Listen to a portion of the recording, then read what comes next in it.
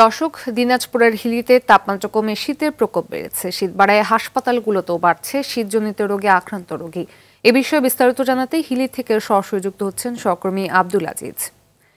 আজিজ, আমাদের জানাবেন যে শীতজনিত রোগে হাসপাতালে রোগীর চাপ কেমন দেখছেন? বছর শেষের খুশি নগদে হবে বেশি। নগদ পেমেন্টে নির্দিষ্ট ক্যাটাগরির কেনাকাটায় ৩০০ টাকা পর্যন্ত ক্যাশব্যাক।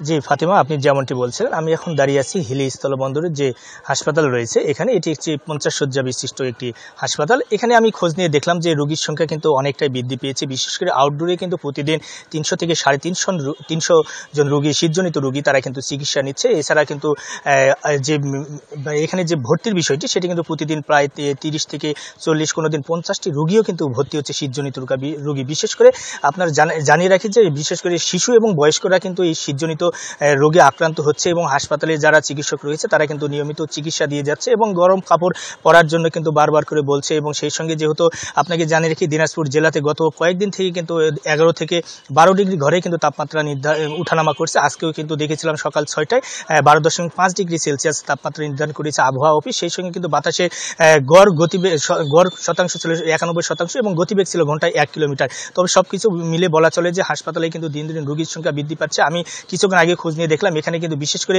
বয়স্ক রোগী, সেগুলো বয়স্ক রোগী কিন্তু ইতিমধ্যে মানে চিকিৎসা নিচ্ছে। এছাড়াও কিন্তু আউটডোরগুলোতে কিন্তু বছর শেষের খুশি নগদে হবে বেশি। নগদ পেমেন্টে নির্দিষ্ট ক্যাটাগরির কেনাকাটায় ৩০০ টাকা পর্যন্ত ক্যাশব্যাক।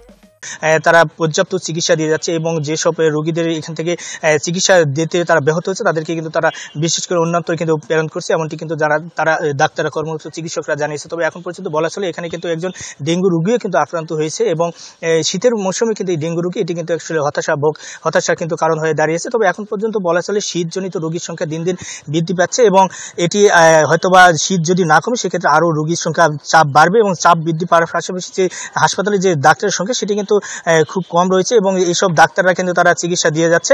তবে এখন পর্যন্ত বলা চলে মানুষ অনেকটাই ভোগান্তির মধ্যে রয়েছে। ফাতিমা, এই ছিল আমার কাছে দিনাজপুরে হিলি থেকে শীতের ব্যবস্থা নিয়ে সর্বশেষ পরিস্থিতি। ধন্যবাদ।